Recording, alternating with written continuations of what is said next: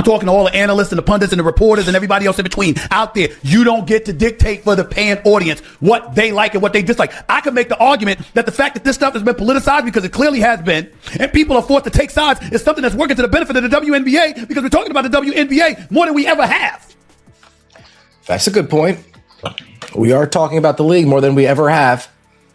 Is this a case of all publicity is good publicity? Also to Stephen A's earlier, welcome back to the Clark Update.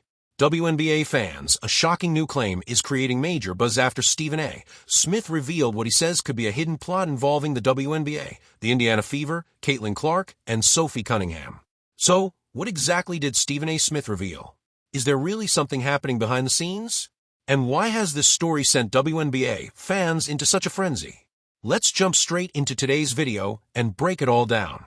You should sit down, lock the music doors, and get ready if you believe that the WNBA has already reached its lowest point. Because what transpired on national television this morning officially destroyed the entire basis of professional women's basketball, not just the internet. Music, the harm has already been done, but the mainstream media is already in a complete state of panic as they try to remove the footage. We are no longer dealing with a straightforward altercation in the locker room or a contentious foul. A full-scale pure civil war is taking place right now. The biggest names in the sport are among the fatalities. Rumors of a covert emergency meeting by WNBA team owners have been circulating for the past 48 hours. However, until Stephen A. Smith entered the first take set, stared straight into the main camera, and dropped the equivalent of a nuclear bomb on live television, no one was aware of the awful reality of what was discussed behind those closed doors. Music, he did more than merely reveal a scandal. He revealed a sinister group of millionaires who are deliberately attempting to ruin a player's life.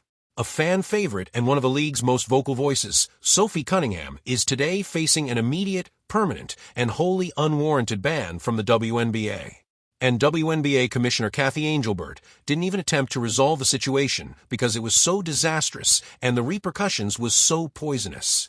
Rather, she took a completely unimaginable action. She literally left the league after packing up her office and raising her hands in the air. The WNBA is in ruins, and I'm going to show you the precise smoking gun that ignited the fire today. If you appreciate this content, music, consider giving this video a like and subscribing to the channel. Believe it or not, more than 62% of viewers haven't subscribed yet. It's free and only takes a second, but it means the world to us. So, did you subscribe already? Great. Thank you so much for your support. Now, back to the video that we must examine Stephen A. Smith, the guy who ultimately pulled the trigger in order to comprehend this complete carnage. Let's be really honest now. Stephen A. has been treading carefully and hypocritically for weeks. Smith was taking sides in the verbal spat between the WNBA and former NBA player N.S. Kane. I don't believe Sophie Cunningham will be with the Fever next year.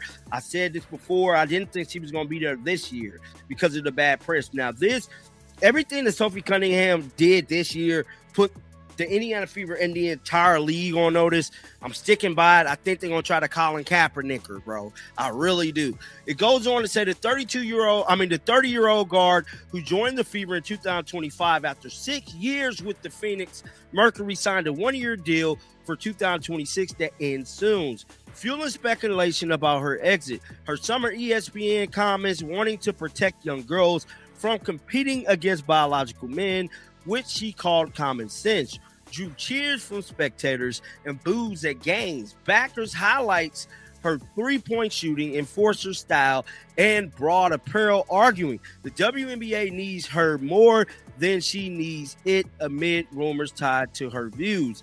Yes, Sophie Cunningham, whether they like this or not, Kaner was calling out the obvious hypocrisy of the front office, exposing the league's extreme double standards, music, and demanding responsibility.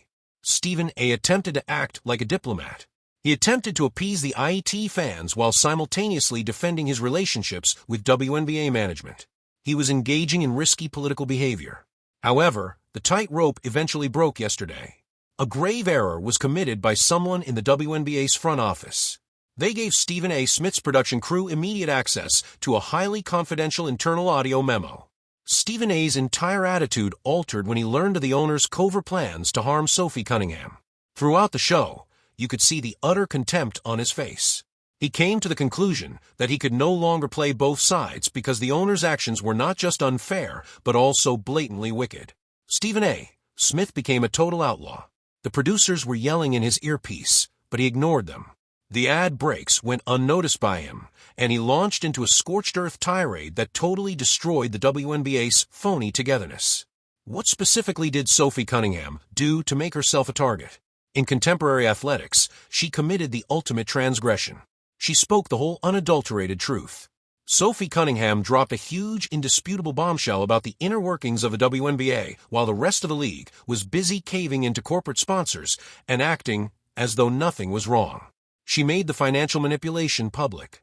She criticized the biased officiating that gives preference to certain players who are protected. Most significantly, she demonstrated that the players themselves were totally fed up with the league's poisonous dictatorship by openly endorsing the harsh reality that Encanter was advocating. The proprietors of the WNBA fell into a terrible blind hatred. They came to see Sophie Cunningham as more than a mere athlete. For the supporters, she was turning into a martyr. She was turning into a rebellious voice. Furthermore, billionaires dislike uprisings. Stephen A. Smith waved on live television. According to the records that were disclosed, an emergency off-the-books conference call was organized by a group of the most influential WNBA owners. Finding Sophie was not their goal. She wasn't going to be suspended for a couple games. Their stated objective was to discover a legal way to quickly suspend Sophie Cunningham from the league in order to send a terrible message to the rest of the locker room. T-shirts I threw mine. during overtime and told us we had to leave. And this is for the girl. Or cover our shirts. This just happened.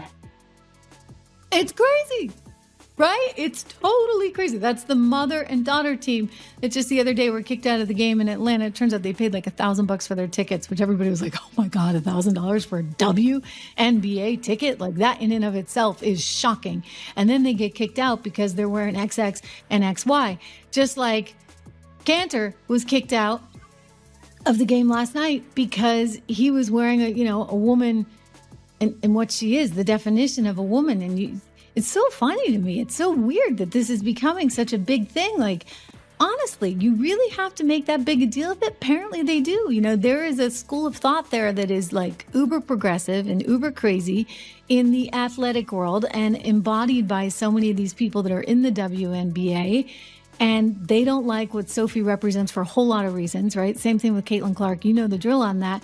And then you get, the Megan Rapinoe's of the world even, that feel so inclined to weigh in on this too. Like, Megan, really? Didn't you play like a bunch of 15-year-old boys and they whipped your you-know-what pretty darn fast? Like, you can't play against men, Megan. Like, what are you thinking?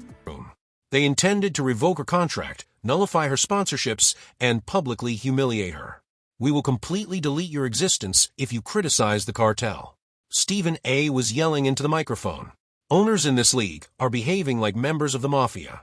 Executives are secretly planning to destroy a young woman's career because she dared to voice her opinions. A basketball league is not what you desire. A religion of silence is what you desire. The exposure was unprecedented, terrible, and unadulterated. Music, you expect the league commissioner to take the podium, take the heat, and pledge to conduct a thorough investigation when a scandal of this size makes headlines. However, none of that was done by Kathy Angelbert. The fans' reaction to Stephen A. Smith airing the dirty laundry was immediate and devastating. Social media was overrun by millions of fans who threatened complete boycotts.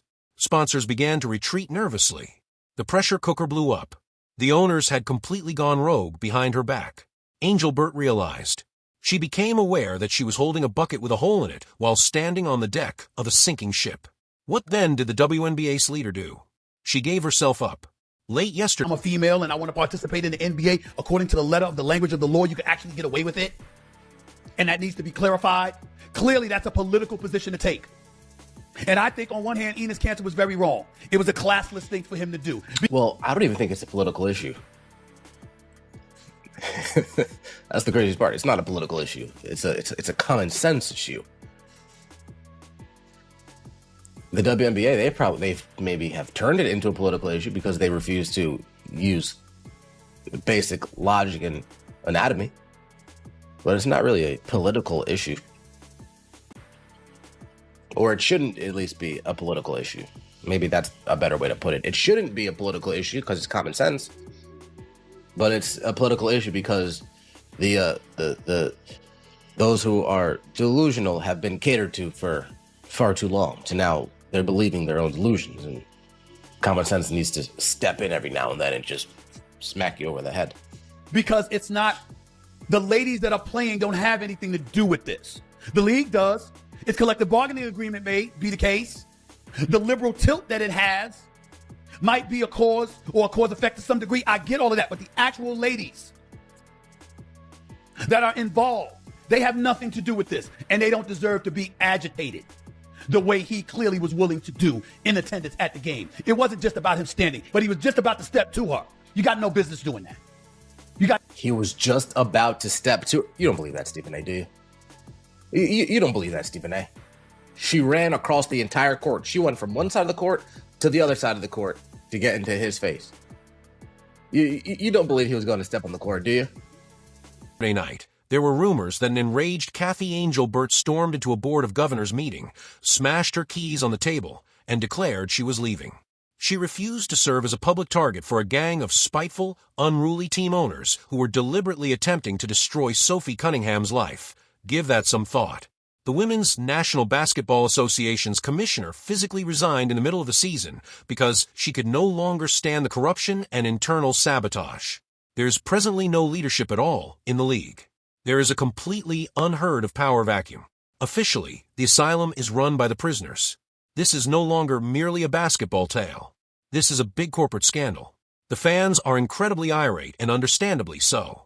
For years, the WNBA has preached about empowerment. She she sprints down across the other side of the court, barking at him, losing her mind.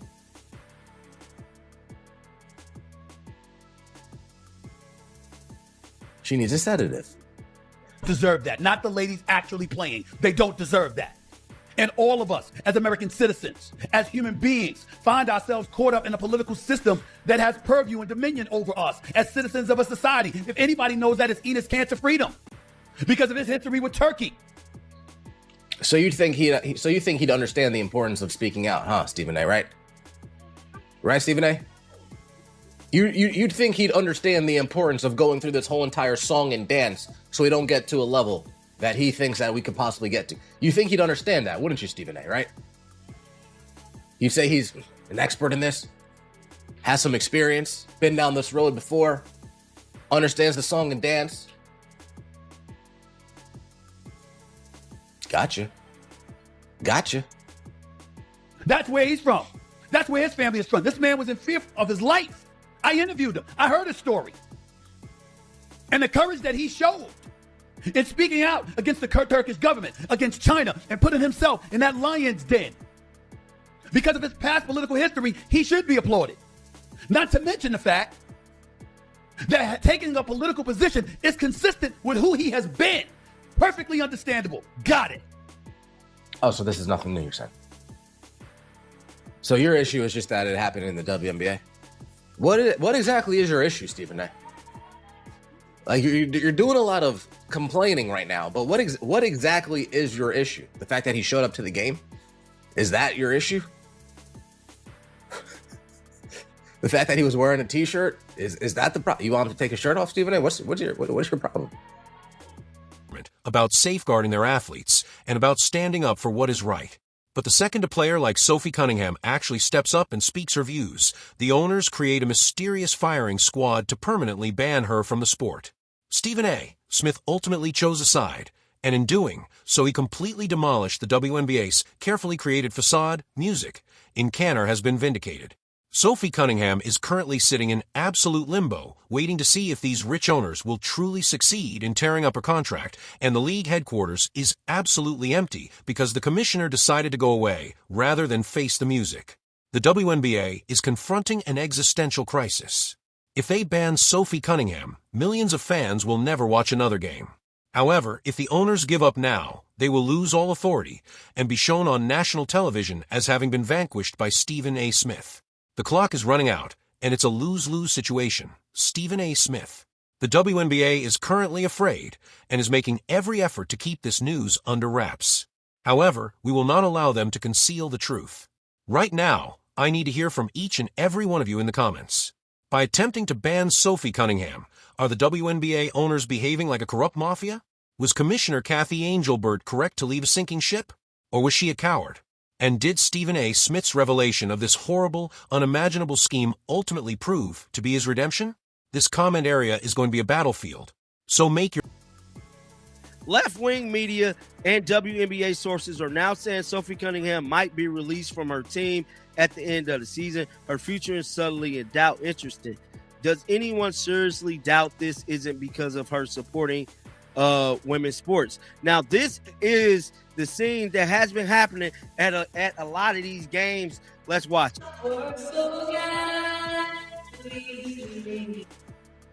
So as you guys can see here, this is the Indiana Fever, man. Look at Caitlin. Caitlin did this. This was at the Atlanta Dream game. Caitlin did this before. She didn't have her hand on her heart. Now, I'm not saying I'm going to sit here and nitpick Caitlin for her political views, but this looks spooky, CC. This looks spooky. Goes on to say sources within WNBA are now saying the league plans to release Sophie Cunningham in the offseason as effectively banish her from playing in the WNBA ever again. What did I tell y'all? They finna Colin Kaepernick Sophie. I knew it. Ain't no team gonna sign her. So I believe the Fever are going to release her. No doubt about it. Here's the thing.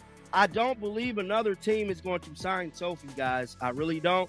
And I believe she's going to be the new Colin Kaepernick, bro.